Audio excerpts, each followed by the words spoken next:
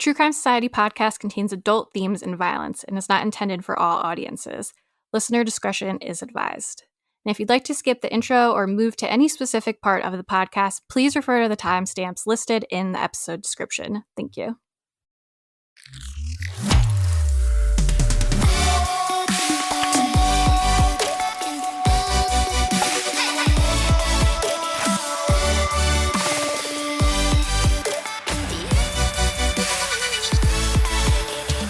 What's up, guys? Welcome back to another episode of the True Crime Society podcast with Stephanie and Olivia. It is June 7th here, 8:23 p.m. I'm sleepy as usual. My bedtime's normally in 40 minutes. 9 p.m. I try to have my eyes closed these days. Can't believe it's June. We were just saying on Patreon, like it literally was March forever, and that now suddenly it's June 7th. Yeah, I've already got one Christmas party already booked in. I'm like, I know it's forever away, but people, because you have to book things, people are like, you and your social life. But I'm like, wow, one Christmas party already booked in, and in for December, and it's June. I wanted to give a shout out to Kate. I won't say her last name or whatever. I won't say the rest of her name on Instagram just because of privacy reasons. But I think it must have been a main episode where I talked about Baby Jack's air conditioner letting in so much light, and it was like driving me fucking insane because I've been crazy about blocking the light. So she messaged and said she said she had the same problem in the past and suggested an air conditioner to get. And it's basically the same exact one that I had, but in black instead of in white. And it made a massive difference. So if you are needing an air conditioner that doesn't let in any light, get a black one, or make sure that the interior is black, because that's how like my LG one in my living room is. It's white, but the interior is black, so like the sunlight isn't reflecting through it, or, like glowing through it like it was on the one that I had in Jack's nursery. So the new one I got, it's a Midea, but it's black. So if you need one, or it's something that you never even considered, you're in the market for an air conditioner, just something to consider, because I'm stuck with 2 air conditioners now. Luckily, my sister's going to take the old one because, of course, it was right outside the return window. But I was so desperate for a little bit more sleep that I was like, I don't care. I will buy another fucking air conditioner. I don't even think I've ever even seen a black air conditioner. That's what my mom was saying, too. And they're definitely not as popular as white, but they exist. I guess because like it would stand out a little bit more, like our air conditioners are white because, you know, I guess our walls are white, so it's a little bit more unobtrusive. Because you don't have like window unit ones there, do you? Well, I don't want to say not as common. People don't, but I have never had one. We've always had split system, which is the ones that are just kind of installed on the wall and there's like a motor outside. Yeah. And now we've got ducted, which is when there's just the little vents on the roof, so it goes through the roof. Yeah. But that's the only heating we have. Like we don't have radiators and things where I live anyway. No one has radiators. Like some people might have like little portable heaters, but it's either like aircon or a fireplace or anything like that. So we use it for both. Well, we talked about this before. Remember, I sent you like a video of my apartment when I moved in. You were like, is that your heat on the bottom there? And I was like, yes. And even like I know, even when we were just in London and I'd forgotten like the house in London that we had, like I just had radiators everywhere because obviously it gets freezing cold. But I'm like, I'd forgotten about this. So we don't, like, and don't get me wrong, I'm sure there are places in Australia that do get colder and have it, but where I live is on the coast, so it doesn't get super, super cold. It just like it does sometimes. It's annoying, but we just use our aircon, and we do have a fireplace that we use in winter that is pretty good. Yeah, makes sense. I mean, we have all weather here in New York, so we need it all. Yeah. The one thing I do find interesting is that like a lot of places don't have ceiling fans. Like I feel like pretty much every house in Australia has a ceiling fan. Like they have, I don't know if it's the same in every country where they do have them, but they have a switch where you can turn it from winter to summer. So it just circulates air in winter, but in summer it kind of cools it. Like, so no, in winter I don't use it. It's too cold, but my daughter sleeps year round with her ceiling fan. She's a weirdo. Yeah. I love it. Like my parents' house in North Carolina, they have ceiling fans in pretty much all the rooms, and I like having it on, but it makes it like it dries you out so much, like the moving air if you sleep with it on too much. My house growing up had some ceiling fans in like the living room, but my house now does not. I think in every room, not the bathrooms, but like every living space in every bedroom, we have ceiling fans. Interesting. Another difference. I wish I did sometimes because it gets so hot. Okay, so we're going to do our new Patreons. There's so many, again, because we're so popular and everyone loves us. No, I'm just kidding. But there is a good handful, which is exciting. So we have new this week. We have Elisa, Deborah, Patrick, Chareya, Carrie, Alicia H., Beth, Deanna, Julie, Kevin, Sarah, and Whitney. And we do have a listener of the week this week. It's Nancy. She said, "Hi, ladies. I just found you guys and I've been binge listening to past episodes. Love listening to you guys talk about your lives. I love Australia and I want to visit someday. Keep up the good work. And I'm so glad I found this podcast," which is so nice. Oh, thank you. Thank you, everyone, for subscribing. Thank you, Nancy. I love you all so much. One other thing I did want to mention too is it's been a while, but last week was the first week in a while that we've had comments from people saying, "What's up with the sound?" Like someone said, "I love you guys, but I just can't with the audio this week." And it's a Spotify glitch. So what happens sometimes is when you start to play it, it will sound really sped up. And if you Google Spotify audio glitch, it's like a well-known thing that apparently happens. I think it's happened to me once on podcasts that I listen to. But if you ever do listen on Spotify and it ever does sound weird, all you should have to do is just do a hard reset of the app, like flick it up on your phone, on an Apple phone, or however you hard reset it. And you can also clear your settings and things like that if that doesn't work. But if you ever do listen to us and it sounds strange, it's not us, it's an absolute Spotify glitch. So maybe just try resetting it first. I did reply to everyone. I think we had 3 or 4 people last week who said it. So maybe for some reason there was some Spotify software update or something. I don't know. But if it ever does happen, make sure you reset your app. Yeah, like I don't even know how to.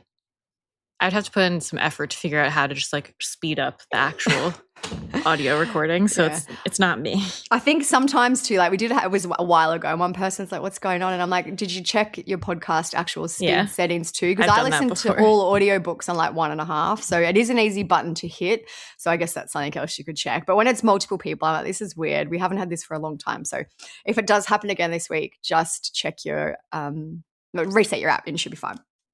Yeah.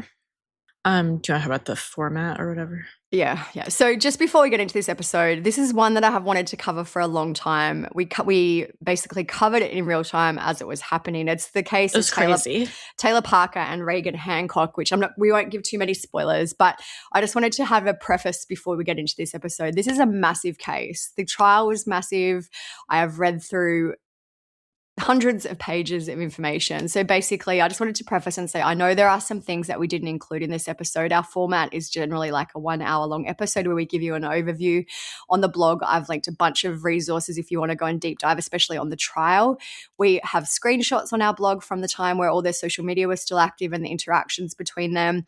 So don't say, why didn't you? Like, I don't want anyone to think I've purposely missed out information. What we've tried to do is pick the most pertinent and important information to include in this kind of high level episode, but definitely check out all the resources on the blog if you want to have a deep dive. There's court documents on there. This is a case where you could literally do a whole series on, I think.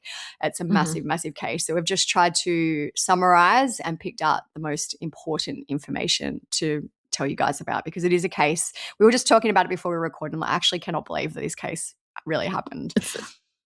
I know. Like, I remember when it was happening, it was very crazy. And I remember just spending so much time online talking with people about it and like being on Facebook. But reading it again now, I'm like, did I block this out of my memory? Because like, holy shit, I forgot how fucking insane this was. This was 2020 as well. So it's like, I guess, pandemic time. And this was, I feel like, probably, I've said this a few times with other cases, but peak social media time where everything was still open on social media. Yeah, everyone was home. Everything was still documented on social media, whereas now you go on Facebook, it's so much harder to find, like, you can't look at just people's walls and stuff like that anymore. So this was a time where everything was open, and Taylor Parker, which we'll get into, was everywhere online. So there was just this information was everywhere. It was really, really, it was gripping because it was happening in real time. Like literally as it was going on, we're like, what is going on? Did this really happen? And our blog is from 2020, so you can see how we followed it at the time. I have done a new blog for this episode also, but make sure you check out the 2020 blog because it was literally what we knew as it was happening. Yeah. All right, so if you don't know, Taylor Parker was convicted in Texas for the 2020 murder of Reagan Hancock, a 21-year-old pregnant woman. Prosecutors said that Taylor spent months faking a pregnancy to keep her boyfriend from leaving her, creating fake medical records, staging baby-related events, and presenting herself as expecting a child. In October 2020, she went to Reagan's home, killed her, cut the unborn baby out of her womb, and then attempted to pass the newborn off as her own. Neither Reagan or the baby survived. So, like we said, we covered this case in real time on social media while it was happening. It's been on our list to do for a long time, but we were kind of pushed to do it because Netflix is actually going to have a documentary coming out on this case called Maternal Instinct. And I'm definitely going to be watching it because I need to see all this footage on my TV. So I think this episode is scheduled to come out around the 11th of June and the Netflix one is due to come out on the 12th. So neither of us have seen it yet. I will be definitely watching it probably over that weekend. So maybe the next time we can come back and have a chat about anything new. But I've only seen a 2-minute trailer. It looks very interesting. I do feel like Netflix generally do these kind of documentaries and cases really well. So it'll be interesting to see the things that they've included in the trailer. That's why I just forgot how wild this case was. They've included some clips. It's just chaos and insanity and horrific. So it'll be an interesting one. That I will be checking it out too. And this isn't an ad for Netflix or the documentary. I wish it was. I wish it was. Absolutely non-sponsored. We were looking what was coming up on Netflix and well, maybe we should do this soon because we have always wanted to cover this People case. People will be interested in it. It's a little bit daunting because it's just so massive. Crazy. And there's so much to cover, yeah. There's way more good people than there are bad. But that's evil in our land. 911, what's your emergency? I need an ambulance because I started having my baby. She's carrying the baby in her lap. Doesn't look like she had a baby. It doesn't? No. She just, no. I don't know what everybody wants me to talk about. Where'd this baby come from? It's mine. Can't be. Taylor is hard to describe. She came off as a normal country girl. Somebody that you could kick it off with, quick like, Her whole mission in life was to be the pretty girl that caught the eye of a guy. And then she met Wade. I haven't known Taylor but just a couple months. She hits me with, I'm pretty sure I'm pregnant. Coming from a small town, you can trust easy. But I just begin to worry. Something's just not right. I said, did you go in with her to the clinic? She said the doctor had an emergency or he couldn't meet us. So many things did not add up. I mean, they were buying cars, cattle. Someday she was going to be this millionaire. And that's what she told us. All people see is this loving, happy relationship. Why would you not believe it? Things got super weird. I took a step back and was like, you're scaring me. How can one person keep up with that many lies? Money's got to be coming from somewhere, I still can't understand how this was going to work. It was unimaginable what she did. I don't even know how to explain it. Pit of my stomach just fell. I said, I think I know who that is. Worst thing I've ever seen in my life.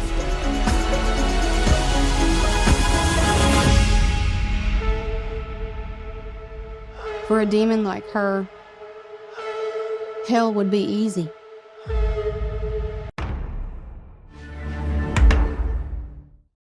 Okay, so we'll start with background on the people involved, as always. So Reagan Simmons was born on November 14th, 1998. According to her obituary, her parents were Jessica and Marcus Brooks and Brandon and Kristen Simmons. Reagan had 2 brothers and 2 sisters. She also had a daughter from a previous relationship named Kinley Grace. Reagan married Homer Hancock on September 21st, 2019, and as of October 2020, Reagan was around 35 weeks or 8 months pregnant with their second child, another daughter. They were living in New Boston, Texas. Reagan was said to be an amazing wife, mother, daughter, sister, and a friend. She was said to be a joy to all who knew her. And separately, Taylor Renee Morton was born on December 8th, 1992 to Shona Pryor and Mark Morton. She has at least one sibling, a brother named Zachary. Taylor has a son from her first marriage and a daughter from a previous relationship. She's been married at least twice to Tommy Waycasey and Hunter Parker. She has used both of those last names over the years. Yeah. So sometimes they refer to her as especially Taylor Morton Parker, Taylor Parker, because Wade Casey was her earlier marriage. But if you see those names, that's why she was married a bunch of times. Yeah. So Taylor and Reagan did know each other. They were friends on Facebook, and it's been reported that Taylor was the photographer for Reagan's 2019 wedding. There are a bunch of comments back and forth between them. Not really anything like overly interesting, but just showing that they were friends. Like one comment it says Reagan Hancock is with Taylor Morton on Facebook, and it says, "So glad I got to see you today. Missed you bunches. Also, thank you for the sweet gift in Starbucks." Taylor's bio online at the time said, "I'm a wildflower, wild, free, and wicked with a glow that was never meant to be tamed." Okay.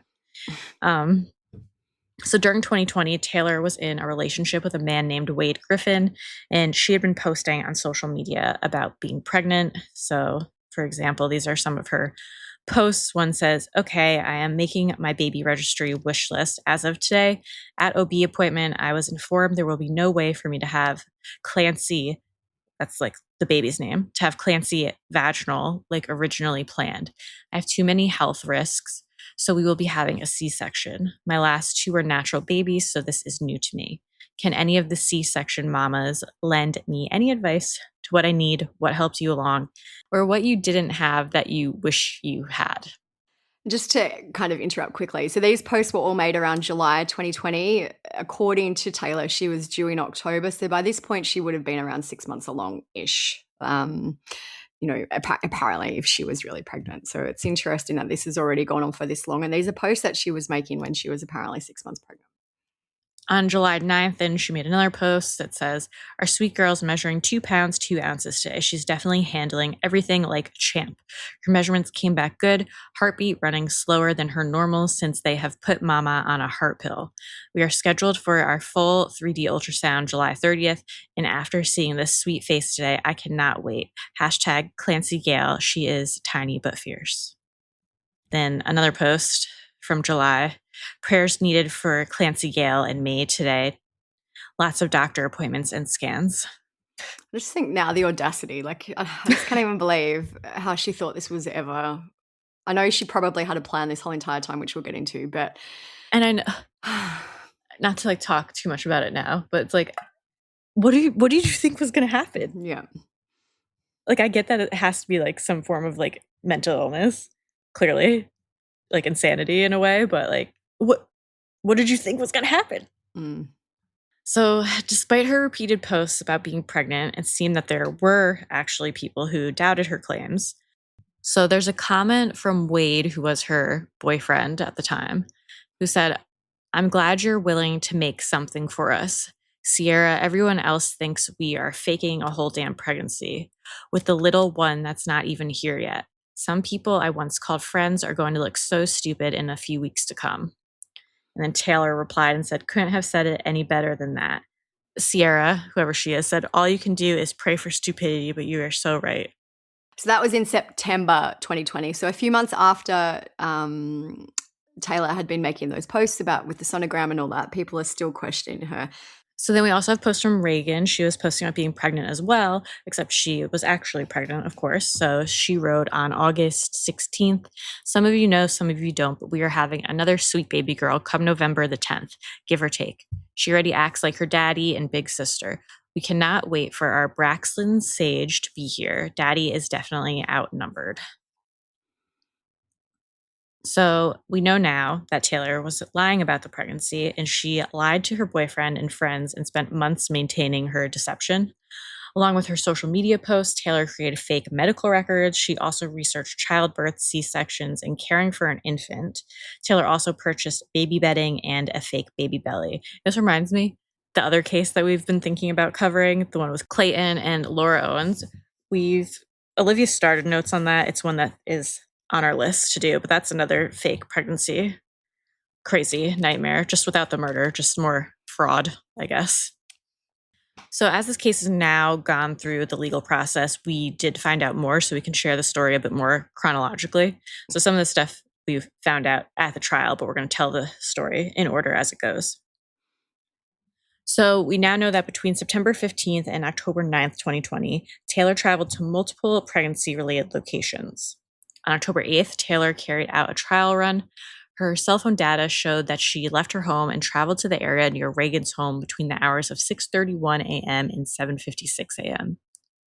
The data also showed that Taylor was in the vicinity of Reagan's home on the night prior to the murders. I always hate that. So just like eerie. Creepy. Like stalking. Taylor purchased a Talkatone phone number at 7:26 p.m. on October 8th and immediately sent herself a text, possibly testing the service. It's a VoIP app that allows users to call or text over the internet. At 4:28 a.m. on October 9th, Taylor watched YouTube videos about C-sections and births from 35 weeks, the exact gestation period that Reagan would have been at the time. Taylor used the spoofed number to communicate with both Reagan and Homer on October 9th. Taylor left her home at 5:26 a.m. on October 9th, and she was seen on CCTV stopped at a gas station and at a McDonald's. Had to get her McDonald's. Homer left Reagan and Kinley in their home early that morning to go to work. He said that he and Reagan had been communicating via text, and that looking back, he did find some of the texts unusual. She told him that she was making biscuits and gravy and that she was busy and unable to talk. Taylor and Reagan texted each other between 7:22 a.m. and 7:52 a.m., and it's thought that they agreed to meet up. At 7:45 a.m., a neighbor named Brittany noticed that the Hancock's new black puppy was out wandering the street. The neighbor said the garage door was up and Reagan's car was in the garage. So the neighbor messaged Homer to say that the dog had gotten out, and Homer said he was going to try to call Reagan. So Brittany put the puppy into the Hancock's backyard by lifting it over the fence. We now know that Taylor went to Reagan's home with the intent of stealing her unborn child. Reagan and Homer had intended to call the baby Braxlyn Sage. Authorities have said that they believe Reagan was killed sometime between 7:52 a.m. and 9:14 a.m. So when Homer couldn't get in contact with Reagan, he went to their home where he found the body of his wife covered in blood. At 10:35 a.m., Homer called Brittany, the neighbor, and said, "My wife is dead." Crazy phone call to get. Yeah, I know. Like, I guess he would have been in shock too, but maybe Brittany was like, "What's happening? I can't get in. Can you get in touch with Reagan?" But yeah, I guess would it be the first? I don't know. It's just I think it's just a shock reaction to be like, "Well, Brittany was looking for her. I'll just I have to call someone and let her know." Yeah. So Brittany said, "I was in shock for a second. I was like, what? We were just over there." And just so to Reagan, just to interject quickly too. So I think that Homer wasn't the one to find Reagan's body, which we'll get into the whole 911 call. But like, this is what happened after he did get home and find out that his wife was deceased. Yeah. So Reagan's cause of death was determined to have been sharp force injuries inflicted during a violent attack. The autopsy found that she suffered multiple stab wounds and cutting injuries, significant trauma to her neck and upper body, a large abdominal incision associated with the removal of her unborn child, defensive wounds on her hands and arms indicating that she fought back. The medical examiner testified that Reagan was alive when the abdominal incision was made, a detail that prosecutors emphasized during the trial. The official cause of death was not the fetal extraction alone, but the combination of severe sharp force injuries and blood loss resulting from the attack. According to Oxygen, Reagan was likely beaten with a claw hammer as well as a mason jar of pink and blue sand that had been from her gender reveal party. So sad and horrible and scary. Like, even I know, like, I feel like Taylor had planned this, but it was clearly very sloppily planned. Like, she didn't take, like, if she was trying to use a jar of sand that I assume was at Reagan's house from her own gender reveal party, it sounds frenzied, horrible. I can't even imagine the panic that poor Reagan was feeling when this started to unfold. It's horrible. Especially just like being pregnant, as someone who's recently pregnant, just like you already feel so vulnerable and sensitive as is. I just couldn't imagine like the horror of trying to like defend your baby also. And also to even have her other child there, like I'm sure her thoughts would have gone to, is she going to hurt Kinley? Like just so much going on. Very heartbreaking. So Taylor obviously fled with the baby before Reagan's body was found. At 9:36 a.m., Taylor called 911 from her car. And she said, "I have a state trooper behind me and I need an ambulance because I started having my baby." They ask what number she's calling from. She says she has to get to Idabel. She said, "That's where my doctor is. I started having my baby. We got to get to Idabel. That's where my doctor is. I'm not going to St. Michael's." So at this point, Taylor was also on the phone with the 911 dispatcher. She continued to insist on going to Idabel and not St. Michael's or Titus Regional Medical Center, crying as she pled with the trooper. She was saying, "Please just put us in your car. I'm begging you." The trooper asked, "How old is the baby?" And she responded, "The baby's only like maybe 35 minutes old." The LifeNet dispatcher asked Taylor if the baby was just born. LifeNet dispatch asks a few questions about whether the baby is breathing or if there's any green stuff in the nose or mouth, and gives her CPR instructions. She can be heard saying, "Come on, Clancy, come on." And she also was saying, "I'm going to Idabel. Okay, then I'll take myself," she tells the trooper. "I refuse to go to St. Michael's. I don't want to go to St. Michael's. I want to go to Idabel. My doctor is in Oklahoma, please." I also don't understand why she's like, maybe she thought for some reason like St. Michael's would know. Before we get on with the story, this episode is brought to you by IQBAR, our exclusive snack, hydration, and coffee sponsor. IQBAR protein bars, IQ Mix hydration mixes, and IQ Joe mushroom coffees are the delicious low-sugar brain and body fuel you need to win your day. The Ultimate Sampler Pack is a great way to try all IQBAR products and flavors. You get 9 IQ bars, 8 IQ Mix sticks, and 4 IQ Joe sticks. All IQBAR products are clean label certified, entirely free from gluten, dairy, soy, GMOs, and artificial ingredients. There are plenty of flavor combinations to choose from across all IQBAR products. From mint chocolate chip, which I absolutely love the mint chocolate chip protein bars, to blueberry pomegranate hydration mixes, and to vanilla spice coffee, which is my own personal favorite, and even limited additional seasonal flavors too. With over 20,000 5-star reviews and counting, more people than ever are fueling their busy lifestyles with IQBAR's brain and body boosting bars, hydration mixes, and mushroom coffees. The Ultimate Sampler Pack includes all 3. And right now, IQBAR is offering our special podcast listeners 20% off all IQBAR products, including the Ultimate Sampler Pack plus free shipping. To get your 20% off, text CRIME to 64,000. Text CRIME to 64,000. That's CRIME to 64,000. Message and data rates may apply. See terms for details. So we also hear a portion of Taylor's end of a call to Wade telling him, "I started having her. I couldn't drive. I was trying to push a baby out. The ambulance is here."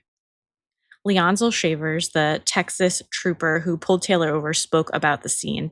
And the article is linked on our blog if you want to read it. But this is an excerpt. It says, "As he pulls up, the driver is waving out the window, urging him to come quickly. As he approaches, he hears a frantic female voice. She's on the phone with 911. He asks her what's wrong and sees a newborn baby in her lap. The umbilical cord was still attached with the other end tucked into her yoga pants." Shavers testified that he noticed the hand with the phone was shaking, but the other hand on the baby in her lap was perfectly still. The baby did not appear to be moving or breathing. A woman who stopped to help stepped in to give the baby CPR. Later, she and an off-duty EMT decided they need to take Taylor's yoga pants off, believing she just gave birth. They got some trauma shears and cut them off. As they were cutting off the pants, the placenta fell onto the floorboard. They changed her into a pair of pajama pants that they found in her car. Amanda Perkey works at the school across the street from where Taylor was pulled over. She maintains her nursing certification, and she was headed back to the school from picking up a prescription when she looked over and saw the Corolla on the side of the road with the driver's side door open and what looked like a small child sitting on someone's lap. Amanda says she got to the overpass, but her gut told her to turn back. Something was wrong. She started Googling infant CPR to refresh her memory in case that's what the situation was. She asked the trooper if there was a baby in distress, and there was. The baby was lifeless, kind of blue around the mouth, cold and clammy. She started doing chest compressions on the baby in Taylor's lap. Amanda says the baby did not look like one that had just been born. Usually they're messy, they're covered in blood and vernix. This baby looked like she'd been wiped off. But at the time, Amanda says she just assumed it was a baby that had just been born, and she focused on doing what she needed to do. After EMTs arrived, they were asking Taylor what her due date was. She said it was the 30th. The nurse said, "Oh, she's early," assuming she meant October, Amanda recalled. Then Taylor corrected her and told her that the due date was in September. She said, and we both looked at each other because she was small, so we were kind of concerned for that. Amanda says Taylor wanted to clean up. Taylor was saying, can I get this stuff off me? I want to get this blood off me. This is when Amanda got the paper towels and water bottles. She gave her one to drink and used the other to clean her face. She says she gave Taylor a towel to clean her hands off because they had blood all over them. As she did that, she cleaned one of Taylor's feet. Taylor reached down and did the other, commenting something like, this grosses me out or this disgusts me. Amanda recalls adding that Taylor made a gagging noise after saying it. Like, literally, that's like a fever dream. I know. Like, this woman has stuffed a placenta and umbilical cord and all that down her pants. I don't know. The whole thing is just unbelievable. Imagine being the people there and then finding out what actually happened, like, after the fact. Like, you try to save this poor, blue, lifeless baby, and then you're finding out that this is actually... You're helping this girl clean off blood off of her that probably isn't even her blood. So at 10:15 a.m., Reagan's mother, Jessica Brooks, also called 911, and this info about the call is from KTAL News. She said, help me, my daughter's been murdered. The dispatcher asks what happened, and obviously Jessica is so distraught, it's hard to make out everything that she's saying. She said, I don't know, somebody, and then you can't really understand what she's saying, but she said, there's blood everywhere, oh my babies, oh my God. The dispatcher told Jessica that officers were on the way and she could be heard crying and calling out to her husband, Marcus. They had gone over to the house to check on Reagan after Homer wasn't able to get in touch with her. Jessica can be heard asking Marcus, did they hurt her? I can't do this. My baby, my baby, my baby. Jessica can also be heard asking if Kinley, who is Reagan's other daughter, was okay.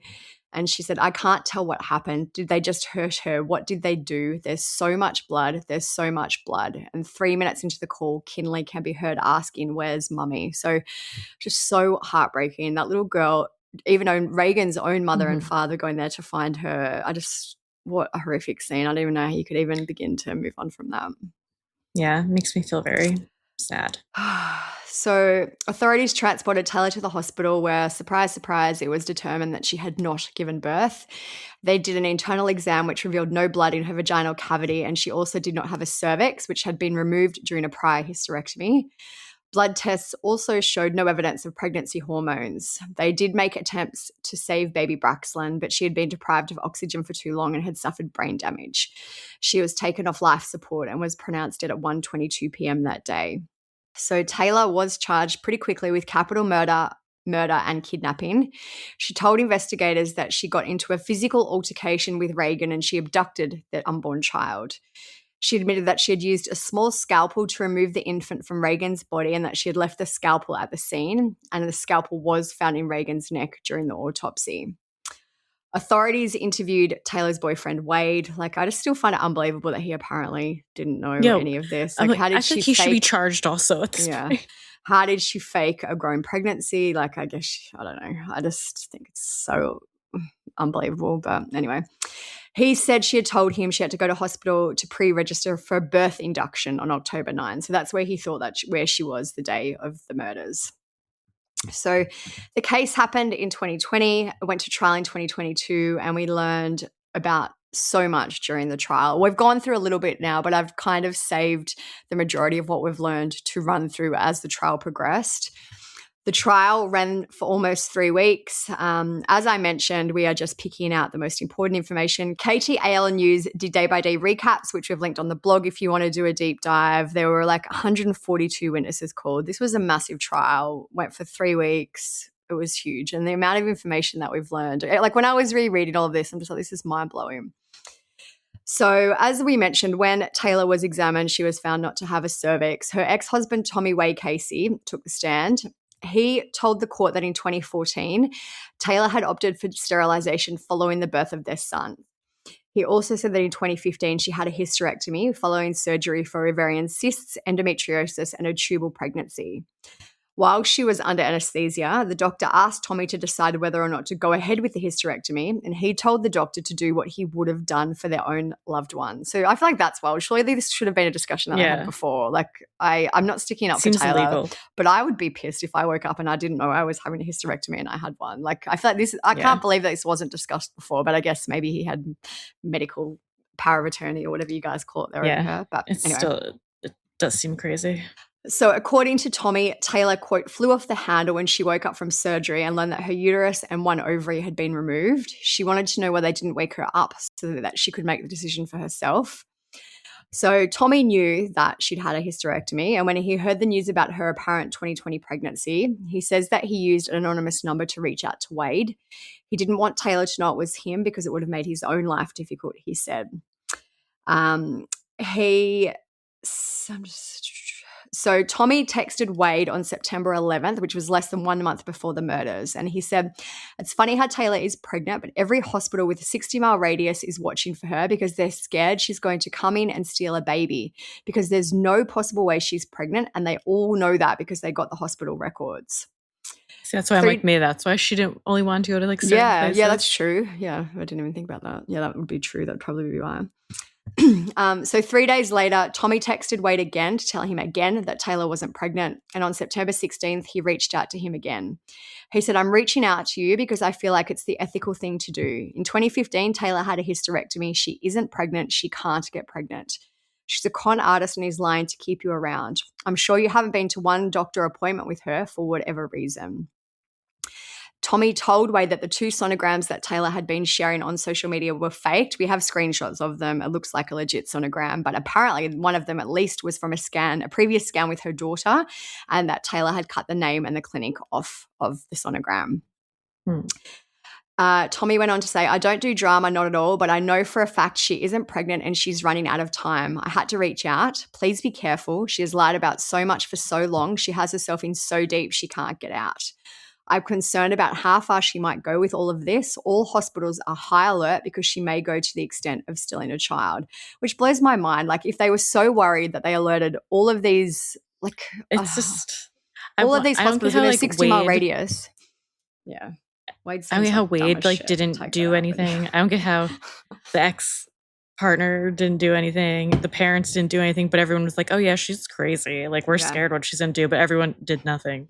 I guess, like we always say, you would never think maybe that someone would go this far. Like, maybe it would have been along the lines of she had a miscarriage and lost the baby. Like, you would probably never think that she was going to go the extent of murdering a woman and stealing an unborn baby. Maybe, but even just faking the pregnancy, like, come on, Wade.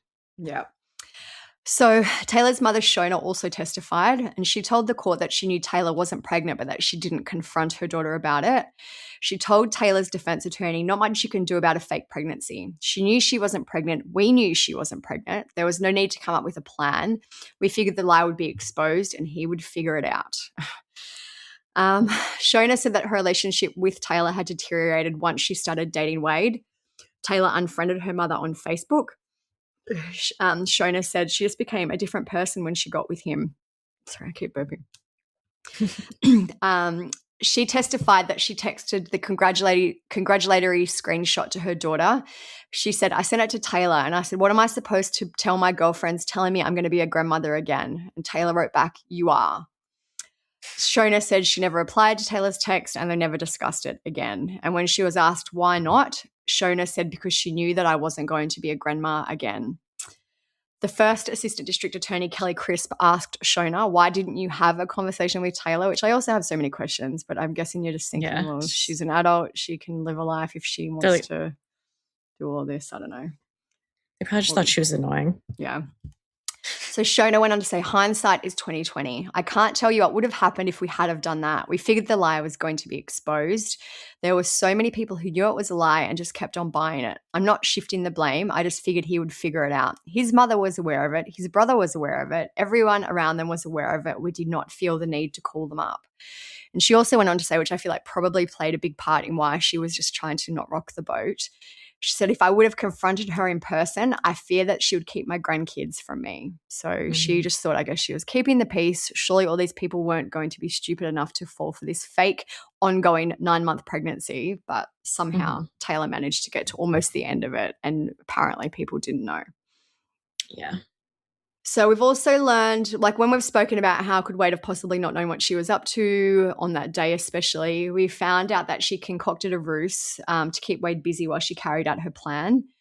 Another ridiculous sad story. When I don't even remember this part of the case, and when I was reading it, I'm like, I don't understand how this actually fits in. And then when I figured it out, I'm like, okay, this is the most like it worked, So I guess, weird. to a point. Like this is probably one thing that kind of did work a little bit, but it was just the most outlandish, crazy plan that, I don't know. It's just like now we're talking about hogs. Yeah. So on September 22nd of 2020, a person named Taylor Griffin, so don't forget her boyfriend's name is Wade Griffin, contacted a man named Scott Robertson. Scott buys hogs for clients to come and hunt and shoot on his land. Taylor called him and tried to sell him some hogs, and Scott told the court that there were some immediate red flags. He said that Taylor didn't know about a license that she needed to transport livestock and that she wanted to be paid up front, which I guess people don't do in this kind of industry. He said that was a little weird, but not a deal breaker for me. He also thought it was odd for someone who wanted to sell 150 hogs to not know what kind of license they needed to have. He said that's a huge load. At that point, I started questioning the legitimacy of the deal. He ultimately told her that he didn't think she was being truthful, and he called off the deal and said to her, good luck. So Taylor obviously told Wade about this deal. Wade did have some hogs, which is just also another random part, or access to some hogs. But she neglected to mention to him that the plan wasn't going ahead. So Wade loaded up these hogs and he showed up to Scott's ranch on the morning of October 9th at 7:35 a.m. with a trailer full of hogs. So this is right around the time that Reagan was likely being murdered. Scott said he got a shock as he wasn't expecting anyone to come to the ranch. Obviously, if someone shows up at your place with a bunch of hogs, you'd be like, what are you doing here? Wade told Scott that he was owed $6,100 for these animals. And Wade said he had an order for Scott and showed him a text that allegedly came from Scott. Scott said, I said, that's not even my phone number. And it's acting as if it's me and it's not me. The text said, Wade, this is Scott. I will see you both in the morning around 6:30 to 7. Taylor said that there was a check made. So this is still part of the text. Taylor said, check made out to Wade Griffin, check total $6,100. I have 7 groups of hunters this weekend. Need those hogs tomorrow for sure. Turn 2 guys away today with hogs. Drive safe. I'll send address for GPS. Thanks, man. So after all of this, Scott said he started to put 2 and 2 together when Wade said his last name was Griffin. He remembered he had interacted with this person called Taylor Griffin. And he showed Wade the real text conversation they had on his phone. He said to Wade, that's not from me. This is a bogus deal. I don't want them. I didn't order them and I'm not doing this deal. He said, someone is pretending to be me. Here he is, stuck. It was a crap show from the beginning. So he said that Wade called someone on the phone who was probably Taylor, and he said, this guy says he doesn't want these hogs. So this interaction between the men went on up until around 9:30, 10 a.m. when Scott agreed to finally buy the hogs for $2,500 instead of the $6,100, which was less than the asking price. So this is what we mean when this is basically what Taylor set up for Wade to go be occupied while she carried out her plan. So again, just a weird side story, like a trailer load of hogs. I don't know. Very, very strange. I can't believe the guy ended up buying them anyway. Oh, no, I guess he got a good deal. He paid less than 1/3 of the price of what they were worth. And he was like, well, they're already here. So Homer, who was Reagan's husband, also took the stand, which is really sad. He said that the night before the murders, he and the family sat down to eat dinner, and Reagan told him that Taylor was coming over that night. So when her car and her data was in the area that night, she did see Reagan that night. This information about that is from KTAL News. It says Taylor's name had been coming up during the week. Homer says Homer doesn't know what they did or where they went, but he knows that Taylor gave Reagan a baby gift. Reagan and Taylor visited in the couple's break room for 45 minutes or so, and he was ready to go to bed, so he texted her. They headed to the room that would be Braxton's nursery, and he heard them talking about Taylor helping to decorate it. He went to bed, but he said he doesn't know what time Taylor left. He also spoke about the messages that Reagan, who was probably not Reagan, sent him on the morning of the murders. He said that wasn't the way she talked. He said, on what's the deal, is something wrong? And he said she seemed to be trying to start a conversation that wasn't typical of her, at least not in this way. She told him that she just wants to be happy and that it's not working. They texted back and forth, but he said something was off. When whoever was texting from Reagan's phone seemed to be ending the conversation, Homer replied at 8:33 a.m., I love you, and Reagan never responded. So Taylor's ex-husband, Hunter Parker, also took the stand. He claimed that Taylor didn't tell him that she wasn't able to have children until after they were married. He said she claimed to have many medical issues and even faked seizures in order to keep him from leaving her. Hunter, this is like another crazy part of the story. Like, she's just obviously a pathological liar who comes up with these outlandish, crazy stories. It almost reminds me of like Dee Dee in a way. Yeah. With Gypsy, just like pretending to have all these medical problems, making up all this shit for attention. It just reminds me of that. So it obviously sounds like, which isn't unreasonable, that Hunter wanted to have children, and when he found out that Taylor was unable to, he was probably unhappy. She'd lied to him, withheld the truth. Hunter said that Taylor tried him to get a loan and use a surrogate so they could have a biological child together. However, then Taylor said her grandmother would pay for it using cash. This cash would apparently be delivered by a man named Tim Hightower. Hunter said that he received several texts. Another sad story. Yeah. Several texts from this Tim Hightower, including a picture of a duffel bag full of cash. But then Taylor told him that Tim Hightower had gotten into an accident on the way to deliver the money and that the first responders had stolen the money. So he said he didn't believe her, which I'm glad someone finally didn't believe her. They separated in April 2019, and he said that Taylor began dating Wade Griffin within weeks of their separation. Two of Taylor's friends testified, and they said that after her second marriage to Hunter Parker, she desperately wanted to have a daughter, but told them that she wasn't able to because she was diagnosed with uterine cancer. She allegedly offered each friend $100,000 to act as a surrogate, though neither of them was interested. She also told people that she'd miscarried twins, that she'd lost a daughter immediately after giving birth, and that she and Hunter had successfully hired a surrogate, but that Hunter had cheated on her with that surrogate. So just a lot going on. I don't even know how she kept track of all these lies. Maybe she didn't, but she just kept lying. Yeah. So other lies that Taylor told came out during the trial. She told Wade initially that she was an heiress and she had $4.5 million, which she would buy a walnut farm with them for with that money. She then said that her mother had stolen the inheritance and hired a hitman to kill Taylor and Wade.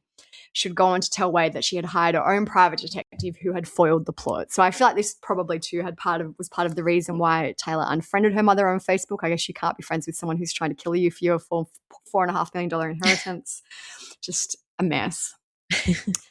So the defense did not dispute that Taylor had killed Reagan. They focused on trying to reduce the charge and avoid a death sentence. Taylor's lawyers argued that the kidnapping law could only be applied to someone who was born. So obviously the kidnapping charge was related to Braxton, but they tried to argue that it couldn't have been because she wasn't born yet. They also alleged that the prosecution failed to prove that the baby had been born alive before dying, because I guess if the baby was born deceased, that would not be a murder charge. But it's also like if the baby was born deceased, it was probably because it was ripped out of its mother's womb by not a doctor. I can't even imagine it being the defense on this because there's so much evidence against her. I can't even imagine trying to defend this. Yeah. So Taylor's defense team did speak about her history of mental illness, her pathological lying, and her personality disorders. And these diagnoses were the reason they argued that she should be given a life sentence instead of death. So I feel like they knew that there was no way she was getting off with this. They just wanted to try and not get her the death penalty. As I mentioned earlier, 142 witnesses were called during the trial. On October 3rd of 2022, the jury took less than 1 hour to find Taylor guilty. She was convicted of capital murder, and prosecutors successfully argued that she murdered Reagan during the commission of a kidnapping, which made the crime eligible for the death penalty under Texas law. On November 9th of 2022, the jury sentenced Taylor to death. Again, a very, very quick return of that sentence. That wasn't something they deliberated on for days. It was a matter of a few hours, if that. Jessica Brooks, who's Reagan's mother, said, "We are just glad justice has been served, not only for our family, our friends, the prosecution team, and our community." And Reagan's sister Emily said, "I'm overwhelmed with happiness. It's over because she has been a burden in our life for so long now that I haven't been able to think about my sister without thinking about her." The last order given by Judge John Tidwell was take her to death row. So that was 2022. An appeal was undertaken in 2025 and Taylor's conviction and death sentence was upheld. No execution date has yet been set. She remains on death row while legal proceedings continue. On the blog, I'll put her death row entry. It just has her stats, and then it says, on October 9th, 2020, the subject killed a 21-year-old pregnant woman to take her unborn child. So she is still on death row. I don't think she will be executed anytime soon. I had a look at just some stats too because I was interested when the last person was executed in Texas. As of May 2026, there are 7 women on death row in Texas. There's a total death row population of 166 inmates. Women make up only around 4.2 of Texas's death row population. And some of the names you will remember, like Taylor is one of them. So the last woman executed in Texas was Lisa Coleman on September 17th of 2014. And she was executed by lethal injection for the torture and starvation death of a 9-year-old boy. There were 2 women executed in 2014. Before that, it was 2013, one in 2005, one in 2000, and one in 1998. So I feel like she's probably pretty far down on the list. I would be surprised if she's executed in the next decade. I'd be shocked. Even the next 2. I don't even know if she will ever be executed. Maybe she'll die there. But I feel like in this case, absolutely, that was the right sentence. This is such a heinous, horrible, premeditated crime. Yeah. And just the suffering that Reagan would have gone through, like being alive when this baby is ripped from her, plus the poor baby, just is absolutely, I'm glad in this case that justice was done. And there's no chance she will ever be out, I would think, unless there's some type of appeal that is successful. But with the evidence against her, I can't see how that could ever happen. Yeah, this is one of the few cases that like really, really deserves the death penalty because it's just so depraved and disgusting. And just like I was saying at the start, like, what did she think was going to happen? I'd love to, I don't know if she's like maybe on medication now in jail. If like, I'd just love what is her explanation? What did she think was going to happen? Like, how did she think this would ever work? And even like, I don't know if it's different there, but like I've given birth twice and, you know, you have checks. Like even if she was taken to the hospital, she would have probably had to stay in the hospital for a while because she's given birth while driving in her car. Did they not think that she was going to be examined to see if she needed stitches, for example? That's what I mean. Like they're not going to do the thing where they push on your stomach to get out all the gross fluids and stuff. Like, did she look like her stomach still was kind of like chubby, like she just had a baby because it still has all the stuff in it? Like, yeah. That's what I mean. Like, I don't understand what she thought, especially as someone who had 2 children.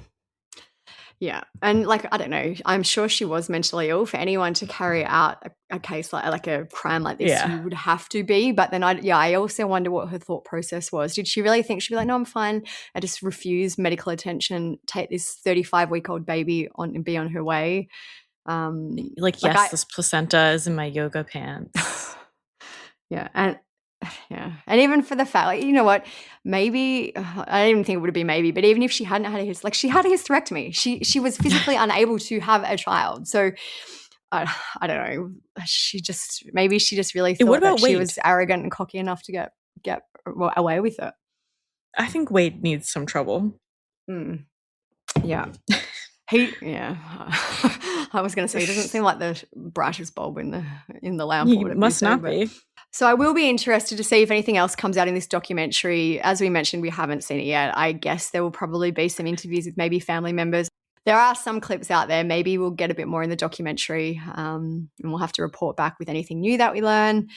I would be interested to hear from both sides, Reagan's family and Taylor's family. I would love to hear more from Wade if he is in there, just to, how this could actually possibly have gone. I hope they interview him. Yeah.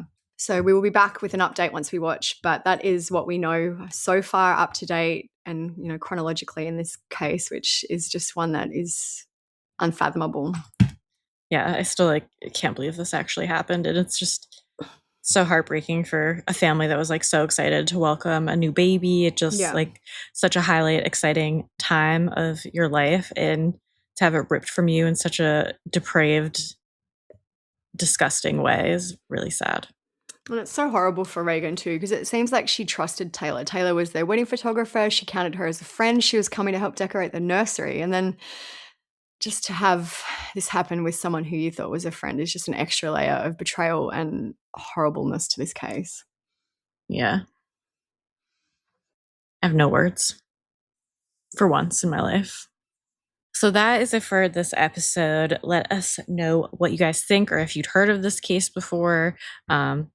Let us know, because I feel like it was really big at the time and then just disappeared, which I guess they all have to disappear eventually, but it's just, I'm surprised there isn't a documentary about it already, but I'm glad that there's one coming. Because everyone needs to know about how horrible she was. It was a pretty quick outcome as well, like 2 years from the crime to her being sentenced to the death penalty. Whereas some of these cases, like even when we did Maddie Clifton the other week, her case dragged on for years. Like, and I know there will probably be more appeals and things like that, but a 2-year turnaround from crime to death penalty sentence is a pretty swift,